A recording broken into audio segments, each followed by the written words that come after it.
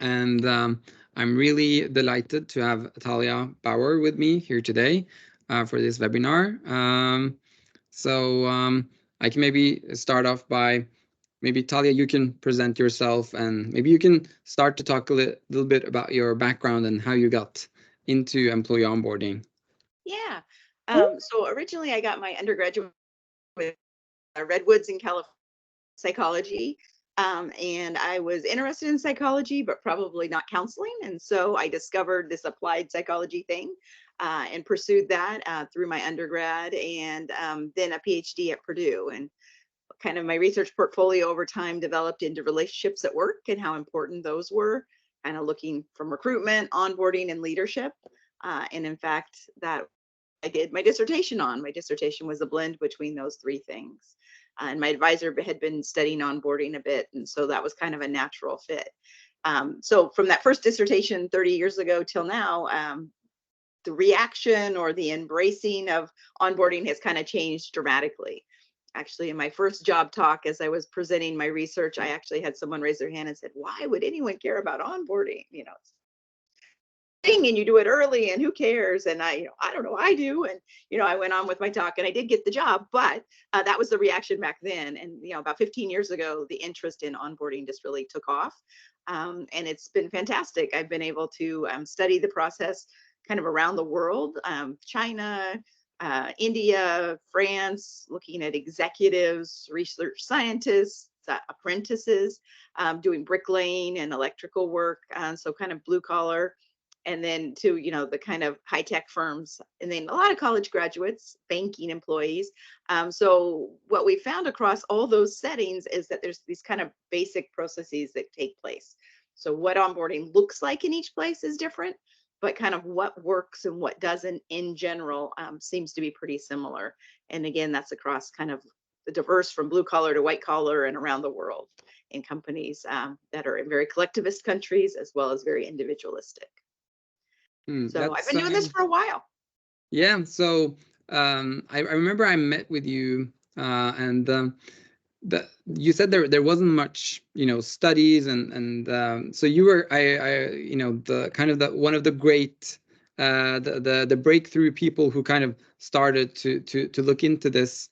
Maybe you can tell me a bit about you know why you were interested in onboarding. Like, do you remember like what it was that made you look into this at a time where people weren't focused on it? Yeah, it's a great question. I was always attracted to applied questions that had relevant applied answers, but also through the research lens to which I was trained in terms of studying and identifying kind of what are the causes and what are the outcomes and what are the things it depends on. But for onboarding per se, I didn't really at the time. It's just, my advisor was doing it. I started doing literature reviews and became interested. But somebody was interviewing me many years later, and they were asking a lot of questions. And at some point, I kind of had this aha moment of like, as a child, I didn't ever go to the same school 2 years in a row.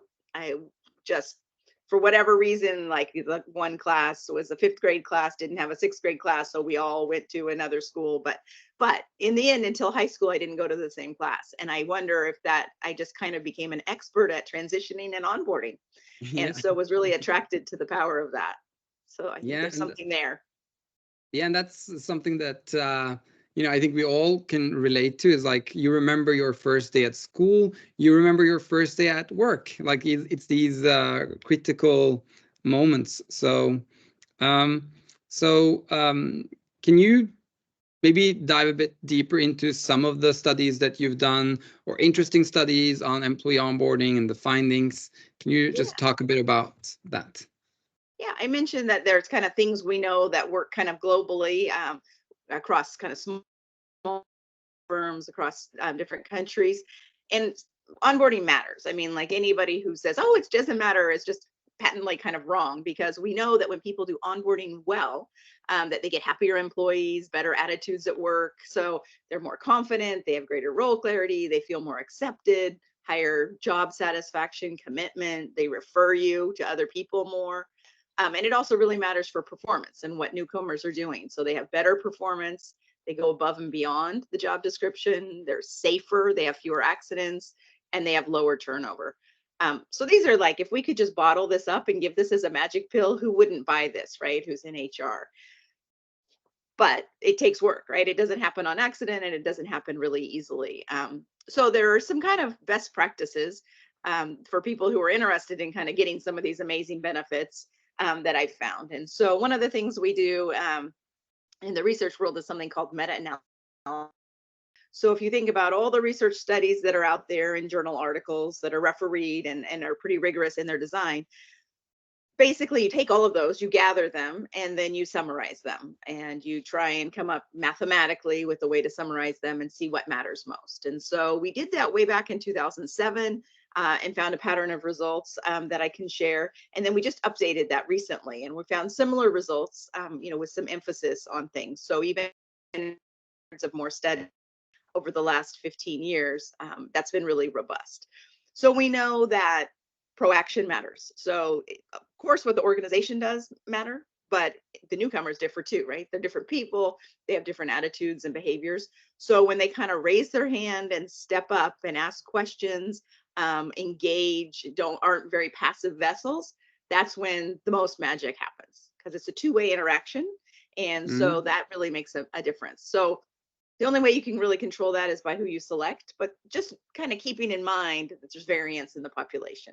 So what can you do for people who aren't naturally proactive to help them get those same kind of benefits? So I think of that almost like an intervention. Then we also know that having a formal organizational plan, an onboarding plan, is what I've been advocating for years, is also really important. And when we have a well thought out plan that is consistent and everybody's getting that same kind of magic, that's when the best things happen. Because back in the days when nobody cared about onboarding, in quotes, people still succeeded, right? But other people failed. And so we call that kind of the sink or swim. And it's like, Yeah. well, it's survival of the fittest. So why not? That's what we want. But really, that's not what we want. We know that all sorts of kinds of personalities and approaches can be really effective and innovative. And the more diverse approaches we have in our organizations, the better. So it's about not losing those people you've invested so much in because they just don't stick, because they had a bad sink experience. Yeah. So having that plan helps with that quite a bit, helps with that dropout rate. And then we also know there's all sorts of employees at different who have different needs based on who they are. A brand new college graduate, or a blue collar worker who's going through an apprentice program, or someone who has a lot of experience. I find actually, ironically, the people who need me the most and need to kind of be walked through the process are people with a lot of experience, because they think, oh, I was really successful over here, I'll just transplant that to the next place. And the reality is that sometimes the worst advice a person could have for themselves, because what worked at one place might not work at another place. And it's actually kind of hard when you transfer those cultures. And when I see people talking about how, well, when I was at Microsoft, this is how we did it, and they're now at Google, you just cringe, right? Because they're different. So that's something that I definitely have seen. Yeah, and that's backed up by the research. Yeah, and I think that's one of the things that I'm kind of really interested in is this, managers, or you've probably heard the saying that people are like promoted to their own incompetency. Like, you were a great employee or a great salesperson, but now you're going to lead a bunch of people. So have you had any have you looked into that, manager transition? Not the manager transition per se. I mean, executives is a whole different beast. When people started really getting excited about onboarding, I would say for the first 5 years, it was almost exclusively looking at executives. So I spent a lot of time working with organizations on that. But what I have seen a lot of is manager training, just how to be a good manager. And one of the things that was done in terms of an intervention study at Google, using some of my work, was really educating managers about what they can do to support those new employees really well. So there was a really simple nudging intervention that was done, where they shared some of my research. Here are the things that help newcomers be successful. And this was all in an email. It was just in time. It was quite a while ago. I think now it would probably be a text message. But at the time, it was an email just saying, hey, here are the 5 things you can do to help make this person have a great experience. And just simply doing that, they saw basically people be productive faster. They had a more accurate sense of their performance. They were more likely to be proactive and ask for feedback. And there was a 2% improvement over the entire workforce. So you can imagine, that's the equivalent of one free employee for every 50 hired at the scale at which Google is hiring. Pretty Yeah. powerful. And Yeah. so those are things that I think can really make a difference. Yeah, and what you mentioned there, I think it's really important for people who are interested in, like, it's great to give managers training in how to onboard people, or all of that. But that, maybe you're hiring 2 people every year. You need that nudge when it happens, because you might have forgotten whatever you learned when you just became a manager. So I think that's a really nice point. And there's another research finding that I think is really relevant to managers. And, I've said this forever, but now we have research to back it up. There are things that you can do as a manager where timing make all the difference. So taking someone out to lunch on their first day or first week, or just meeting them the first day, we find actually has influences over the next 6 months. So somebody who meets with their manager on the first day is going to be more successful. And, think about how powerful that is. What a signal that sends. If somebody took the time to stop by and say hi, you think, wow, I made the right choice coming here, instead of kind of maybe that first day of school lonely feeling because everyone's doing their thing and not thinking about you. Yeah, and I'm going to throw you a curveball here. Why, why, why don't all companies do that? Like, it just makes so much sense. Like, this person is going to work with you for years. Why don't it's that time? Why do I meet companies and people who say, well, I'm just so busy. Why do you think? What happens? Why don't they prioritize, having lunch with that new hire on the day one? Yeah. No, it's a great question. I think there's a few reasons. I think there's kind of a practical reason. Like you said, people get busy. I think that people don't believe it. They don't believe it matters if you do it the first, if I spend 30 minutes with them or an hour with them on the first day or the first month, what does it matter? I'll wait till they learn some stuff and they're more interesting and have more questions and, more experienced. But the research is really clear. I mean, I've really had debates with vice presidents of HR who say, I just don't believe that matters. I don't believe it matters. And, to actually have the research evidence showing that it does matter who you meet on the first day, and sending those, I think it sends a signal and it just sets you up for success. But I also think that people just logistically don't think about it. Maybe they're on vacation even when you start, right? People, the world isn't revolving. And that's why having that plan. So, okay, I can't be there. I'm on vacation for 2 weeks. Who is going to meet with them? How am I going to let them know, I'm so sorry, by, automated, communication, that I can't be here, and have it all scheduled and ready to go for that person when it is their first day. So kind of taking the time. But I think the most powerful, individual, I believe a lot in individuals, agency, and that we but it's also structural, right? So systematically, if you're a manager and you're not getting rewarded for how well you onboard people, it's not even in your performance plan, you get no feedback about it, then why would you care? It doesn't make sense, even if you kind of believed it. And I don't think a lot of people do. They just haven't had the education yet. So where I've seen organizations really move the dial is they do start collecting data about what newcomers think about the process, whether or not the best practices were followed, and then feeding that back to managers and having that be part of their performance plan. So I think really building it into the system is where it gets really powerful. Yeah, because you mentioned that formal plan, having that consistency. So that is something that companies should, put as part, because when they put a formal checklist, it's very often like the technical onboarding. You're going to talk about it later, the compliance aspect, but the connection aspect of having lunch. Why isn't that a priority? Well, maybe if they made it into like a ritual, or like a part of this formal, like, this is something we do in our company, that would make it not become a choice. Even like, this is what we do, we just have lunch here with our new hires.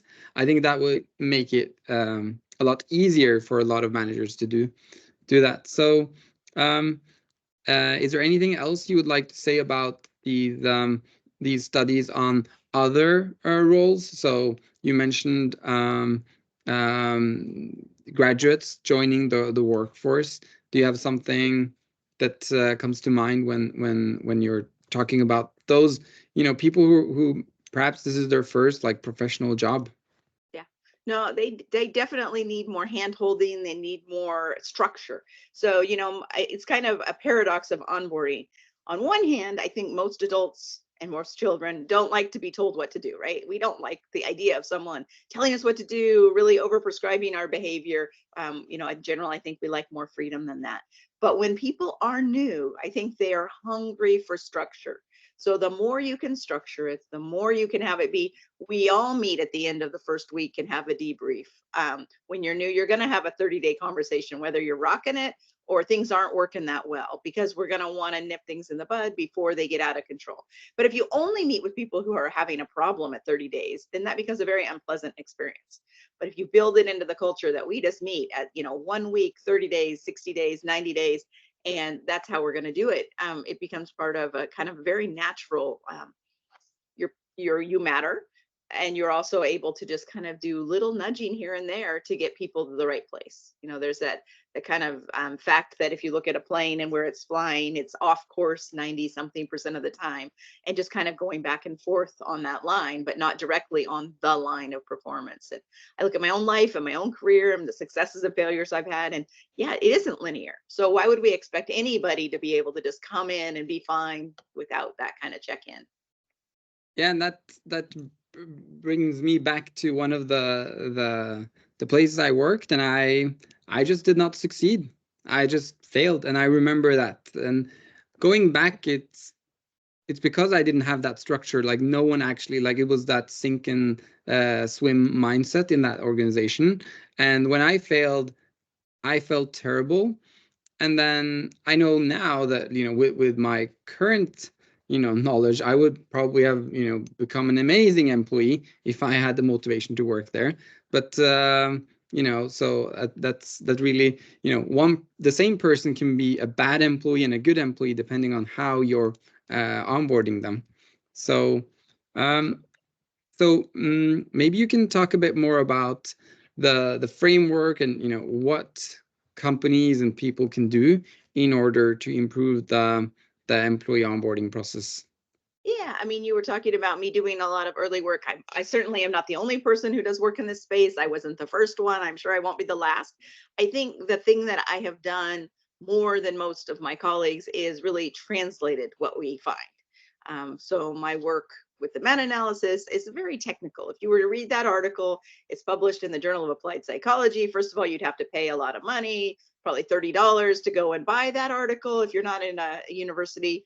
And then it would be very technical, a lot of statistics, a lot of kind of word salad, written for other academics. So that's not going to be very useful to you, if you're out there and just trying to onboard someone or work on your plan. And so I think a lot of the work that I've done has been translational. So I said I really attracted to practical problems. So that kind of has helped me. But when I write a technical article, I also try and translate it. When I was approached by SHRM, the Society for HR Management, to do a kind of not a book, but a very extreme white paper, very extensive. I thought that it was a great opportunity to take everything I'd learned from organizations and my own research and put that together in the translation. So I came up with that at the time, the 4 C's that has grown to be 5 and 6 C's, and really think through what it is organizations need to do and what we know from research matters. And so the first one is not very exciting, but I just feel compelled to talk about it. It's compliance, right? So it's the thing we have to do. And when I started, when you talk to someone about onboarding, it was about 1 day compliance training, making sure they had all their paperwork signed. They'd gone through legal, they'd taken the compliance training, and it was horrible. It was like, you're so excited, you want to join an organization, you're kind of racing down the track, so excited to meet all these new, wonderful, vibrant people and do great things. And instead, it's just like hitting a brick wall. There's just, this is no momentum. It's so painful. I think we can all agree most compliance training is not very good or sophisticated or exciting. And so it's just a horrible way to start your day. So to the degree that you can, if you're able to legally have people fill out things before, have them take it home and do it. Some people now do 1 week onboarding, and so there's time in that week to do it, but not the first thing. So there's a lot of things you can do to make compliance a little more palatable, and think about it strategically. So, people in recruitment are really good at getting people excited. And then what do you do with that excitement when they walk in the door? So compliance is the least exciting, but maybe one of the most important foundationally of the C's. Yeah. And then there's clarification.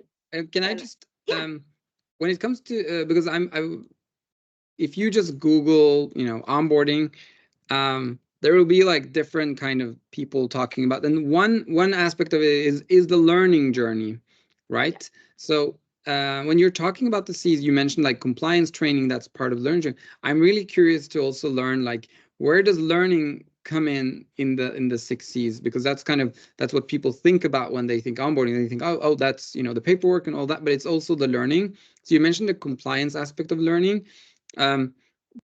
You can tell us when you're talking about the C's, but I'm really curious to learn where you see that fit in. Yeah, well, I think that also brings up a really important point that I hadn't mentioned. So when I started working in industry and giving industry talks, again, everybody really, when they talked about compliance, talked about onboarding, it was really compliance day one kind of things, telling the basics. Where are the restrooms? Here are the requirements of your job. Here's the job description, that sort of thing. And they would really say one and done, one day and they were done. And they would say, that's my onboarding. That's how we do it. And from the research world and from what I had seen, what I really had come to believe is that onboarding is a 1-year process. So it's this process of you've been an outsider, you become an insider, but it's not a day one thing. You don't feel accepted. People don't let you in. You're not at high level meetings on day one. I mean, it's just not how the world works. And so really what I found very gratifying is in just a matter of maybe 2 or 3 years, all of a sudden people at these conferences, when I was giving my talks, were talking about how onboarding was now 1 week. They now think about it as 30 days, 90 days. PwC was talking about 18 months. NASA used my work and they're talking about 2+ years with astronauts, and they consider them newcomers and onboarding for all that time. Now their needs differ. You don't need to check in as intensively, but that learning is taking place throughout that whole time. And the idea is, if you're going to be here for a very long time and doing a very critical job, it's not a 1 day or 1 week experience. We're going to think about you as new and treat you, give you this extra support for the first year. So I think that's really important, and a change in mindset. So it was so gratifying to see kind of in the US, the Fortune 500 start to do that pretty systematically. And then that had a trickle down effect. And now when I meet with people, they're almost always talking beyond that first day. So, so organizations that aren't doing that, I think that's the huge opportunity, is to kind of build a more robust system. Yeah. And then clarification. I think when we talk about, onboarding, people are almost always talking about that, right? There's a job, you've been hired to do the job, and you need to understand who you go to, what is expected of you, what are the parameters of that job. So clarifying all of those things. And we find that often people get very confident in their ability to do the job, and they'll report that they understand a lot in terms of clarification up to about that 90-day point, maybe 6 months. And then after that, there really starts to be a dip. And I think what happens is your organization tells you, hey, we've been kind of treating you with kid gloves. We haven't been giving you all the hard assignments. We've been protecting you from organizational politics. But now that it's been, 3 to 6 months, we're going to tell you the real scoop, and you're going to start getting more. And as that happens, for people, it starts to become, oh, I didn't know what I didn't know. And so there's usually actually a dip again in their job satisfaction, confidence, those sorts of things, that goes back up towards that year. So again, when I say it matters for a year, there really does seem to be kind of some systematic things that are happening for people over time. And so that confidence is really important. So if we think about the third C, confidence, if you don't feel like you can do this well, you're just not going to be giving 100%. You're not going to ask a lot of questions. You're not going to take a lot of risks. And it's an unpleasant experience to not be good at your job. So that's an issue. And then connection is the fourth C, and it's always been my favorite. Yeah, can I just stop you before connection, because I know that's the big one.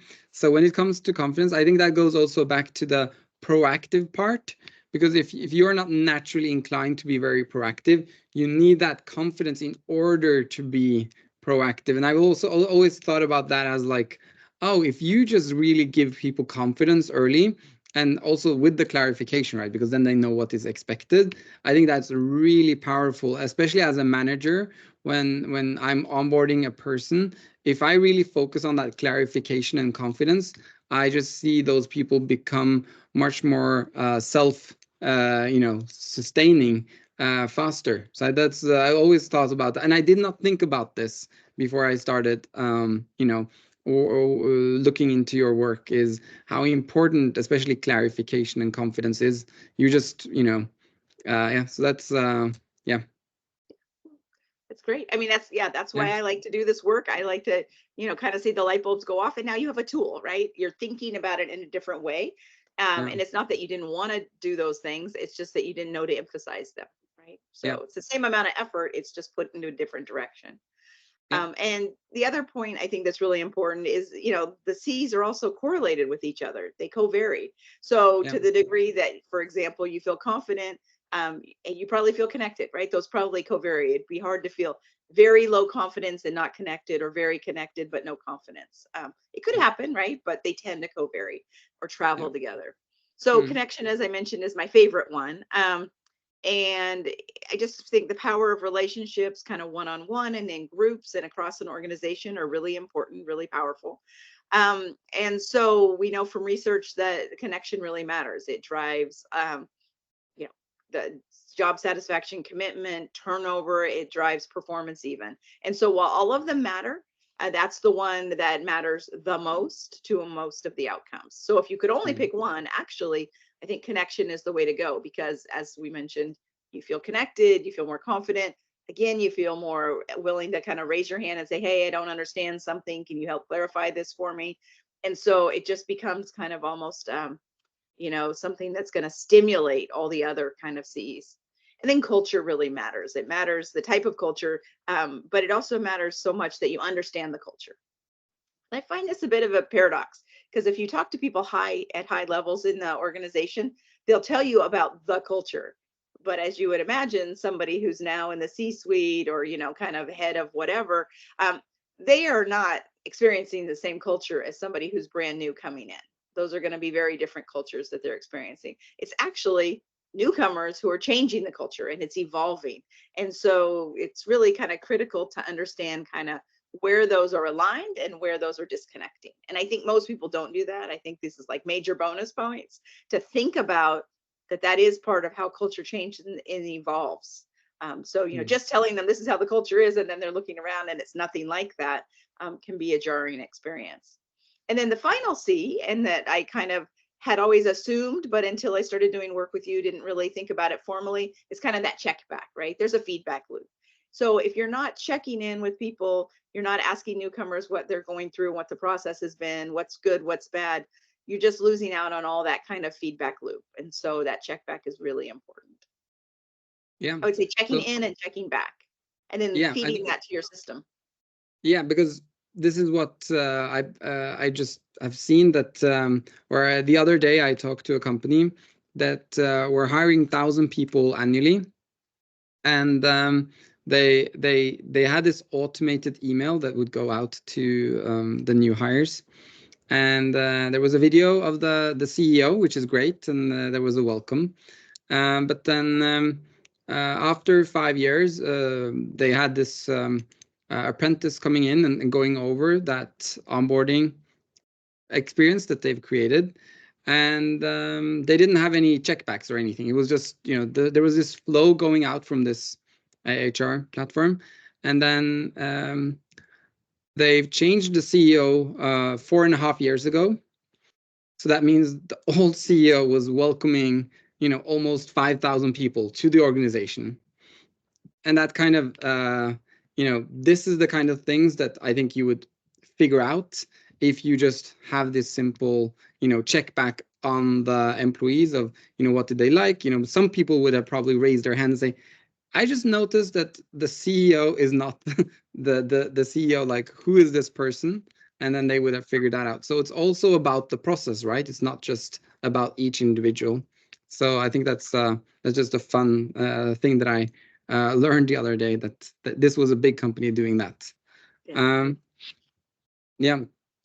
So uh, what advice would you give to the HR people that want their organization to prioritize onboarding? We discussed that a bit earlier, but what are the advice or the best practices on how to get the organization to prioritize onboarding? I mean, the easiest people to work with is where it's coming from the top, right? So, the CEO or the VP of HR has gone to a conference or talked to his colleagues, and this magic onboarding thing. What are we doing? So that's when it's Mhm. easier. But there are also obviously times where people in the HR function. Or managers and divisions see this as something powerful, but need to convince others. So I think making a business case. There's a lot of data. You and I wrote a book that's full of statistics that help it make that business case. So I think making the business case is always going to be a great place to influence people. But there's also ways to do a lot of best practices that aren't hugely expensive, that aren't a huge overhaul. So thinking about kind of doing some of the basics to show when we changed from this to this, we can document what a big difference. Imagine if we went all in, what we might be able to Yeah, do. So I think there's opportunities there. yeah. And there's like I could highlight a few of them, but yeah. Yeah, so I think that's the one you mentioned is, you go to a conference or something and you get buy-in from other stakeholders. And what I see that really works well is just showing that your competitors are doing it better. Like nothing upsets the C-suite more than looking at competitors that, the talent in the marketplace, look at them, look at what we're doing. So I think that's really good, because that will, justify why you also should invest in onboarding. Because back to what you said, like, people emotionally want to invest, and they want emotionally the managers to care, but unless you get the manager's emotions involved as well, it's really hard to drive change.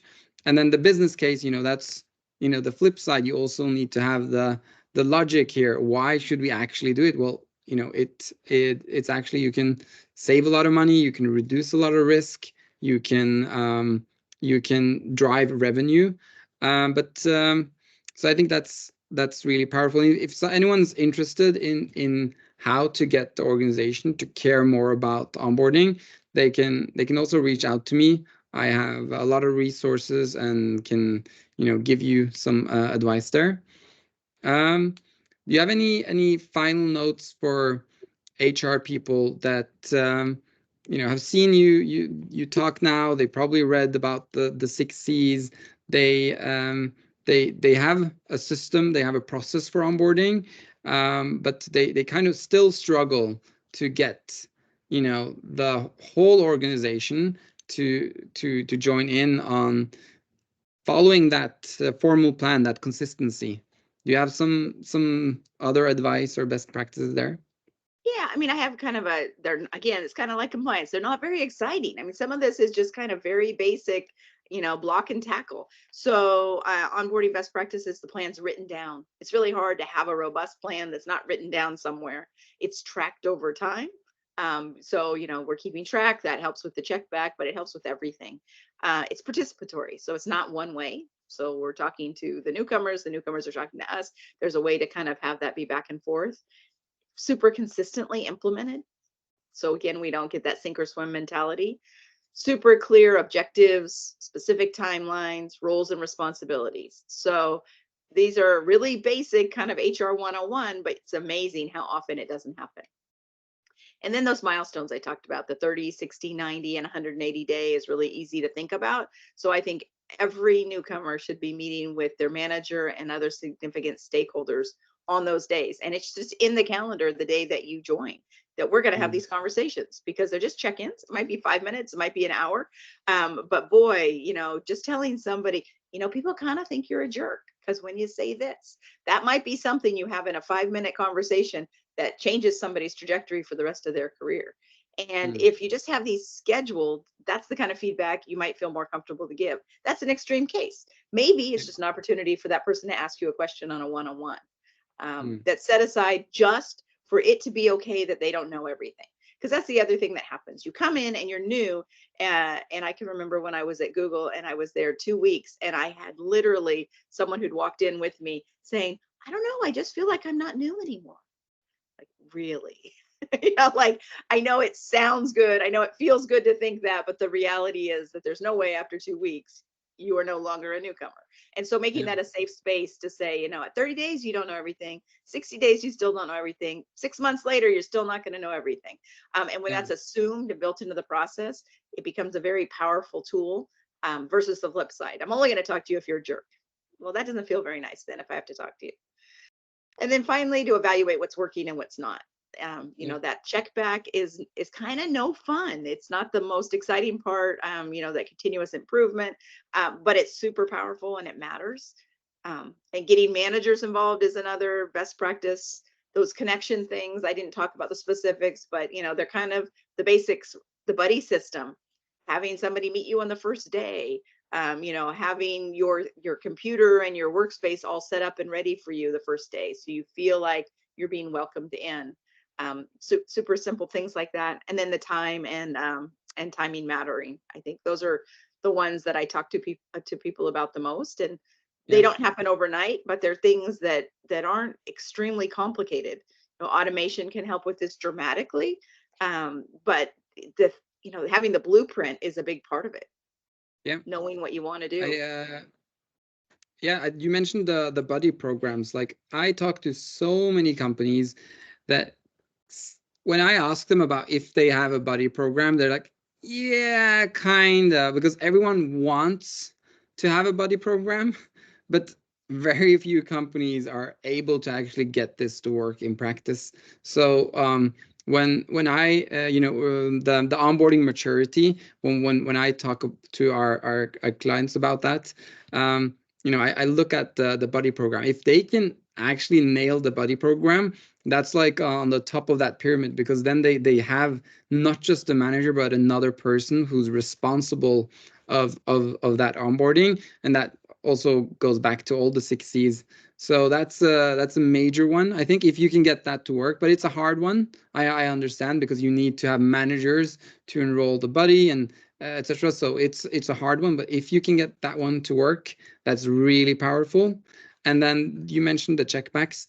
What we've seen is, just if you have a rating system, like after a week, like rate your onboarding, then it becomes like, if you measure it, it gets managed. And if managers know that their employees are, giving feedback, and that goes back to the recruitment, right? So if you can say, people who've joined our company, they rate us, 4.8 out of 5. That's really powerful, because some employees go to Glassdoor and then they see, some few bad, feedback from some employees. And that's really powerful for organizations to have their own ratings that will also make onboarding more top of mind, because everyone knows that this is something that we actually measure in our organization. So no, that's great, Talya. So any people here in the call that want to ask Talya questions, I'm opening the floor for questions. So if there's anything on your mind that you want to ask Talya, now is the time. So you can just write in the chat, or yeah. So any questions? We have a few minutes. So please go ahead.